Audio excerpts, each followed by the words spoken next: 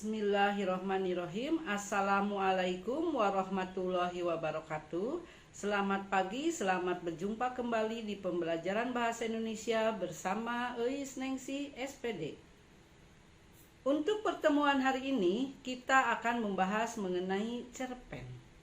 Materi yang akan dibahas pada cerpen: 1. Pengertian cerpen. 2. Ciri-ciri cerpen. 3. Fungsi cerpen. 4. Struktur cerpen. 5. Unsur-unsur cerpen. Kita bahas mengenai pengertian cerpen. Cerpen adalah sebuah cerita yang berbentuk prosa yang ketika dibaca menghabiskan 10-30 menit saja. Jumlah katanya terdiri dari 500 kata hingga 10.000 kata. Dan hanya memiliki satu konflik atau satu permasalahan. Kita lanjut kepada ciri-ciri cerpen. Ciri-ciri cerpen: 1.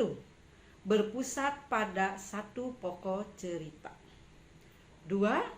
Penggunaan kata-katanya sangat ekonomis. 3. Panjang tulisannya tidak lebih dari 10.000 kata. 4. Dapat selesai dibaca hanya dalam waktu sekali duduk. 5. Biasanya kisah dari sebuah cerpen bersifat fiktif atau tidak nyata. 6. Terdapat satu alur saja dalam sebuah cerpen. 7. Kisah yang diceritakan biasanya tentang kehidupan sehari-hari. 8. Kata-kata yang digunakan cenderung mudah untuk dimengerti. 9. Penggambaran tokoh pada cerpen dilakukan dengan sangat sederhana. 10. Terdapat pesan dan kesan yang mendalam yang ditinggalkan oleh penulis kepada pembaca. Kita lanjut kepada fungsi cerpen. Fungsi cerpen: 1. Sebagai fungsi rekreatif, yaitu fungsi yang memberikan rasa senang, gembira, dan menghibur para pembacanya. 2. Fungsi didaktif, yaitu fungsi yang mengarahkan dan mendidik para pembaca. 3. Fungsi estetis, yaitu fungsi yang memberikan keindahan bagi para pembaca karya sastra cerpen. 4.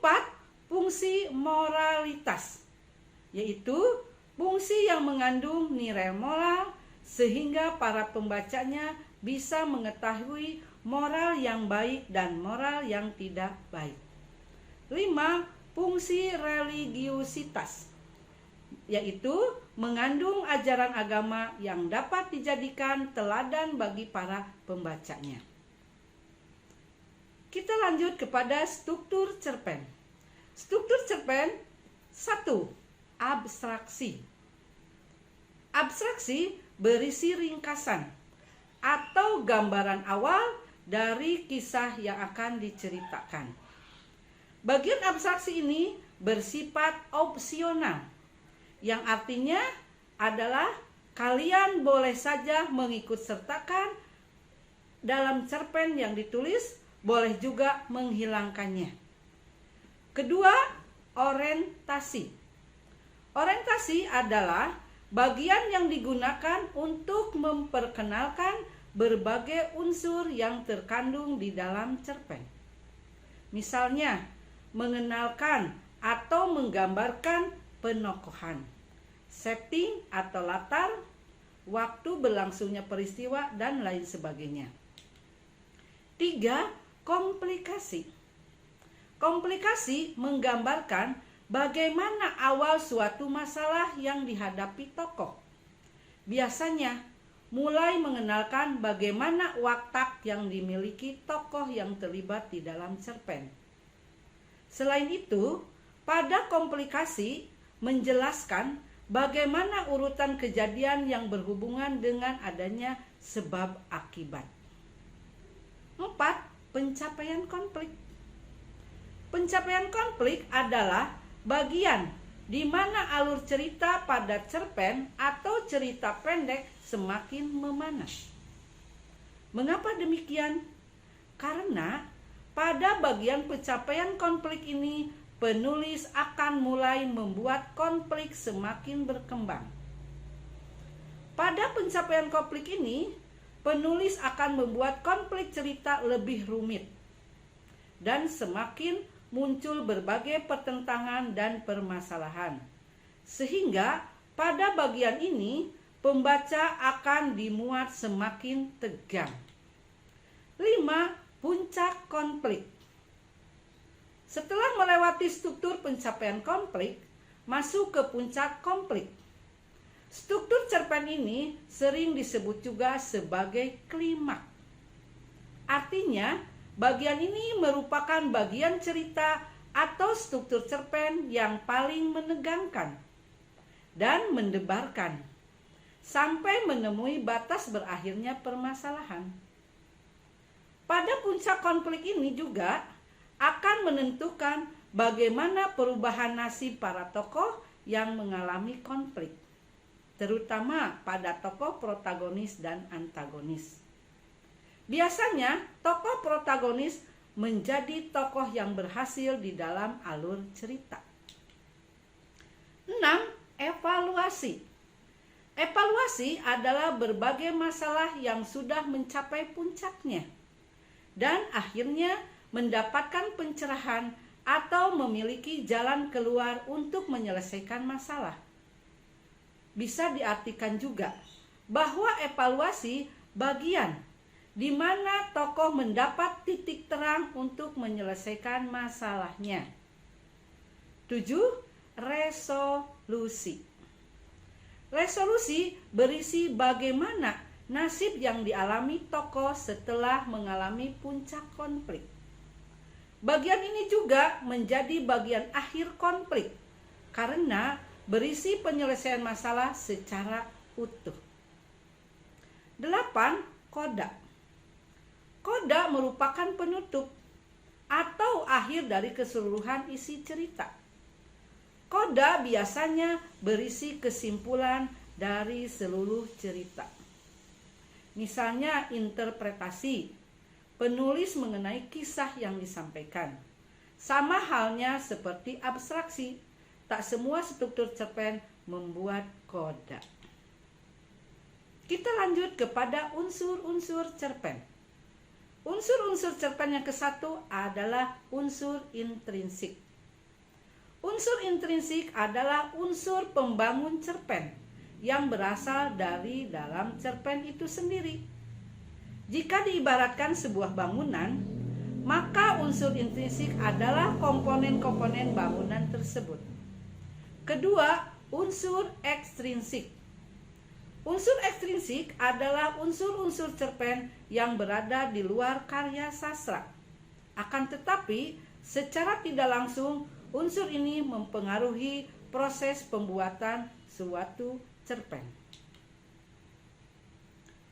Baik, kita bahas mengenai unsur-unsur intrinsik. Unsur-unsur intrinsik yang ke-1 adalah tema. Tema merupakan ruh atau nyawa dari setiap cerpen. Dengan kata lain, tema merupakan ide atau gagasan dasar yang melatar belakangi keseluruhan cerita yang ada di dalam cerpen. 2. Tokoh dan penokohan.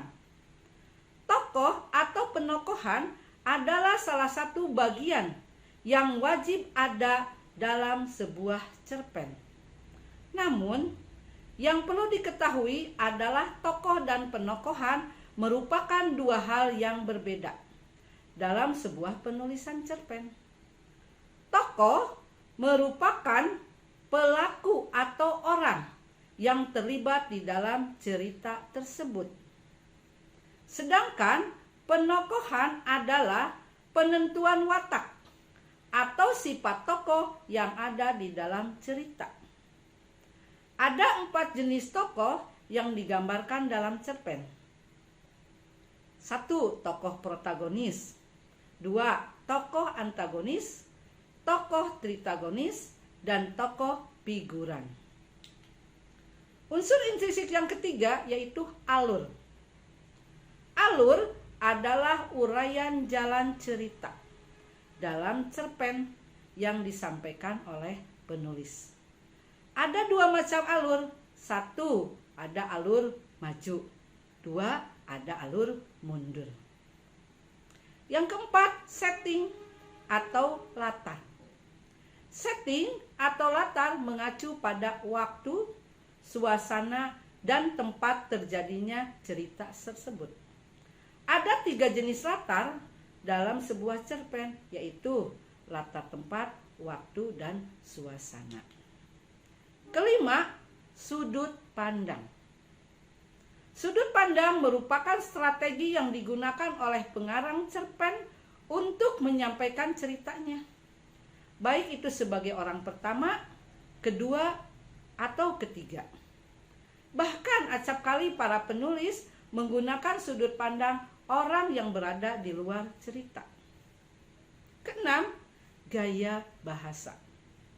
Gaya bahasa merupakan ciri khas sang penulis dalam mencapai tulisannya kepada publik, baik itu penggunaan majasnya, diksi, dan pilihan kalimat yang tepat di dalam cerpennya. 7. Amanat. Amanat adalah pesan moral atau pelajaran yang dapat kita petik dari cerita pendek tersebut. Kita lanjut pada unsur-unsur ekstrinsik. Unsur-unsur ekstrinsik, 1. Latar belakang masyarakat. Kedua, latar belakang penulis. Itulah tentang cerpen. Terima kasih. Wabillahi taufiq wal hidayah. Wassalamualaikum warahmatullahi wabarakatuh.